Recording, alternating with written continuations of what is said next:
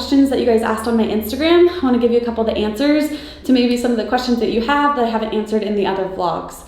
So the first question, what supplements do you use daily and why? So I love First Form. I wake up, the first thing I do in the morning, I take my reds and greens from First Form. In the winter, I add a little bit of vitamin D to it just because the sun does not shine as much in Columbus. Then post-training, I take the Formula 1, which is their fast absorbing, digesting protein with a scoop of ignition.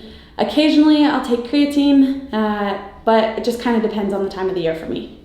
What are my thoughts on intermittent fasting? So I actually have not played with it. I have a lot of friends that absolutely love it. I think it works really well for some people, and then other people maybe not as well. So I do think it's maybe depending on your lifestyle. If it fits your lifestyle and you can get through the first 2 or 3 weeks of making that switch, it may give you more energy down the road, but also remember nutrition is completely unique to who you are. So just because your friend is doing it doesn't mean it's going to work for you. So I definitely don't think there's anything wrong with playing with it or trying it out. But if you do it, give it 2 or 3 weeks, maybe even a month, and then from there kind of evaluate how you feel. If you're not feeling great, then maybe we switch back to eating multiple meals throughout the day.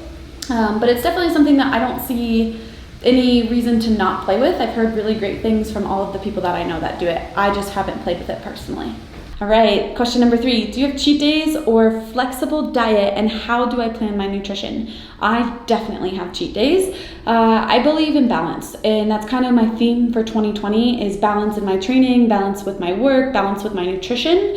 So I go with more of the 80-20% route. So throughout the week, Monday through Saturday morning or Saturday midday, I try to eat whole, minimally processed foods with little sugar to none, and just try to get my foods from things that were alive or that have less than 3 ingredients in them. So I then Saturday night can go out and not feel bad, but I'll have a burger, I'll have my sweet potato fries, I like chocolate chip cookies, I like cinnamon rolls on Sunday morning, but I do try to make sure that I don't just go way off track. So if I cheat Saturday night, I try to hop right back on Sunday morning with my breakfast. Otherwise, I've noticed if I let that cheat go too long, then I tend to spiral out of control, and it makes it harder to get back on track throughout the week. Another question I got is, how do you stay so positive on days when motivation isn't the best or you just don't feel like training?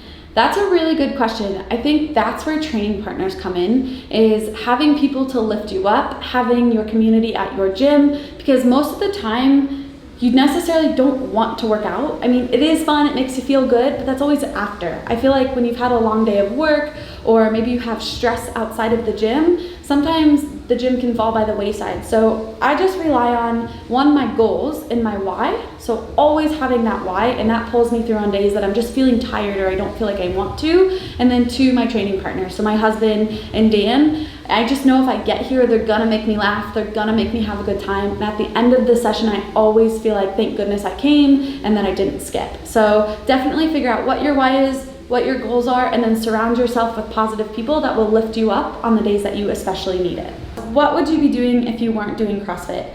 I would definitely still be doing fitness. I have loved fitness since I've been a kid. I've been involved in every sport. I just feel better when I sweat. I like fitness. So if I wasn't doing CrossFit, I would probably be doing Spartan races or obstacle course racing, Tough Mudders, something along those lines. I would be cycling. I would be maybe doing some more rock climbing, but spending more of my time outdoors rather than necessarily in a gym. At Polaris, we're fortunate because 2 of our walls kind of open up, so I get to feel like I'm outside, but I would definitely be staying fit. I might even throw in some bodybuilding because I have a lot of respect for the bodybuilders, and I think that would be a really cool sport to try as well. All right, I got another question about my time at Westside. So that was a really cool time. What training concepts from Westside Barbell do I still use? So definitely the accommodating resistance. So if you've seen some of my strength videos, we still put the bands on. So the banded bench press, the banded box squat, things like that. And then also the finishers and the big burnout sets. So when I was at Westside, we'd always finish with, I remember one time I had 300 tricep extensions and as little sets as possible. So I'm still doing things like that where I'm taking my smaller muscle groups just to complete burnout and fatiguing those stabilizers in those muscle groups. So, and then when the weather gets warmer, I also take it outside. So tons and tons of sled pulls. I like to take my belt and hook it around my hips, and then I actually put the sled loops through the belt so I can think about pushing my hips forward and really lighting up my posterior chain rather than holding the loops around my shoulders. That was definitely something I learned at Westside that I still love and I use regularly. Another question about the CrossFit Games that I really like that I think we don't talk about all that often is there are no weight classes. So the question was, since there is no weight classes in the CrossFit Games, do you try to bulk up and come in heavier?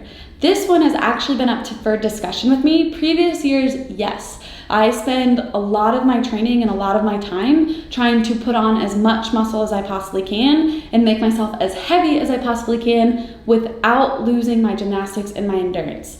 This year, I'm reevaluating and figuring out if you kind of take a look at that pyramid, the fitness pyramid, weightlifting's kind of at the top. So I want to make sure that I'm in peak shape with my conditioning, my gymnastics are on point, and then I'll do what I can to maintain my strength, but I'm going to be spending a little bit less time just pure weightlifting. All right, guys, final question of the day, for today anyways. How did I start CrossFit and when did I realize I wanted to compete? So I started CrossFit, I was actually an accountant. I was auditing for KPMG at the time, and I was running marathons and doing triathlons, and I was getting bored of it. And I also felt like I was getting out of shape.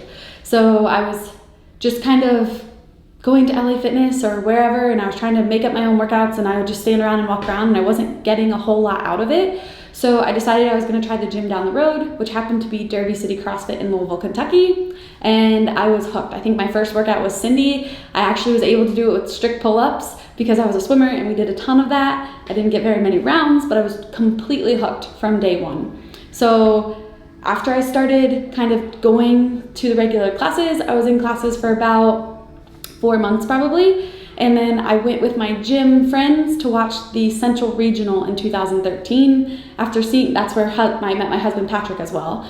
After seeing the Central Regional in 2013, I was like, this is the coolest sport ever. I definitely want to do this. So I entered into my first Friday night throwdown, probably at the end of July in 2013, and from there I was totally hooked. I just wanted to compete ever since. My goal was to make the Open and then to make regionals and to go from there, or not make the Open, but participate in the Open, make regionals, and then eventually in 2015, I decided I wanted to try to make the games, and I only told my boyfriend at the time, Patrick, and then in 2016, I did make the games. So that was kind of a little bit how I evolved, how it went, and here I am today. Thanks for asking me questions. I would love to tell you guys more. So if there's anything I didn't answer that you really want to know, make sure you comment below. We'll definitely do this again. We'll try to keep bringing you the content that you guys want to see. We're having tons of fun with it. We hope that we are helping you in your training, whether that's motivating you, inspiring you, or just giving you some quick little tips that you can add to your own training programs. Stick with us. Make sure to check out the links in the description, and we'll catch you later.